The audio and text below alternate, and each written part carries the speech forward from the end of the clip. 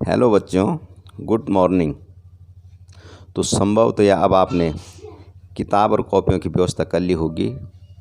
तो हम राजनीति शास्त्र पढ़ेंगे और इसमें जो पहली किताब है स्वतंत्र भारत में राजनीति। मैं यहाँ से छोटी छोटी वीडियो या ऑडियो के माध्यम से आपको समझाने का प्रयास करूँगा।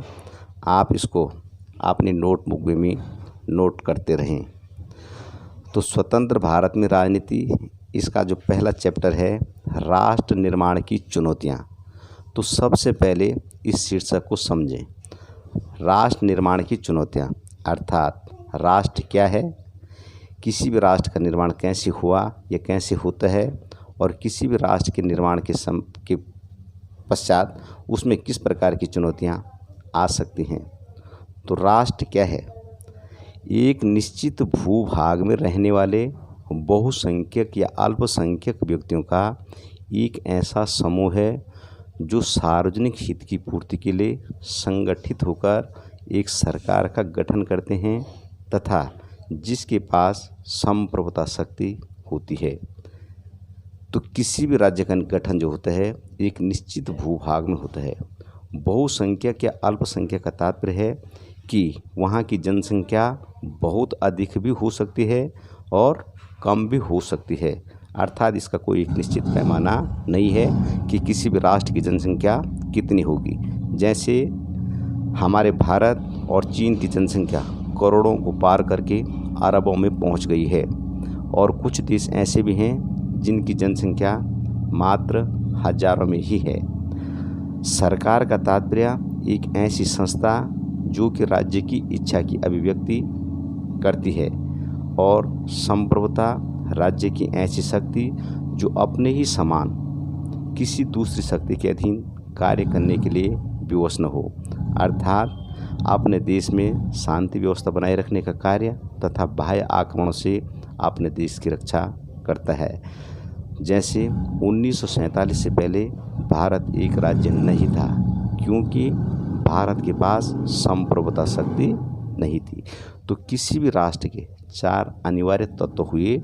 नंबर 1 भूभाग, 2 जनसंख्या, 3 सरकार और 4 संप्रभुता। अब प्रश्न है राष्ट्र का निर्माण कैसे होता है। तो इसको अपनी नोटबुक पर भी नोट करें। तो किसी भी राष्ट्र का निर्माण, राष्ट्र एक निश्चित भूभाग में रहने वाले व्यक्तियों का एक ऐसा समुदाय होता है जिसमें प्रायः एक रूपता अर्थात एक जैसा कि एक धर्म, एक भाषा, एक सभ्यता, एक संस्कृति, उनका एक जैसा इतिहास एवं उनका एक जैसा सार्वजनिक हित होता है, और सार्वजनिक हित का विशेष योगदान होता है। इन सब में आध्यात्मिक जीवन की एकता और अभिव्यक्ति का ज्ञान होता है, और वह उसे बनाए रखना चाहते हैं तथा बाह्य नियंत्रण का प्रतिरोध करने के लिए उसे प्रेरित करते हैं। तो जैसे भारत एक राष्ट्र है, तो इसका निर्माण कैसे हुआ?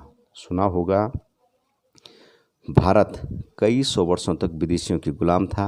1947 से पहले कोई राज्य नहीं था। इस देश को स्वतंत्र कराने के लिए एक राष्ट्रीय आंदोलन चला, अर्थात एक लंबी लड़ाई के पश्चात भारत का निर्माण हुआ। इसमें मुख्य व्यक्ति सुने होंगे, जैसे लाला लाजपत राय, बाल गंगाधर तिलक, बिपिन चंद्र पाल, भगत सिंह, पंडित जवाहरलाल नेहरू, भीमराव अंबेडकर, डॉक्टर राजेंद्र प्रसाद, सरदार वल्लभ भाई पटेल, महात्मा गांधी। ऐसे अनेकों लोगों ने, कईयों ने या हजारों लोगों ने अपना बलिदान भी दे दिया इस राष्ट्र के निर्माण के लिए। तो ऐसा क्यों? अपनी प्रतिष्ठा को बनाए रखने के लिए, अपने धर्म की रक्षा, अपनी भाषा की रक्षा, अपनी सभ्यता एवं संस्कृति की रक्षा के लिए इन लोगों ने अपना बलिदान दे करके किसी एक राष्ट्र का निर्माण किया। ऐसे ही अन्य राष्ट्रों का भी निर्माण होता है या हुआ है। धन्यवाद।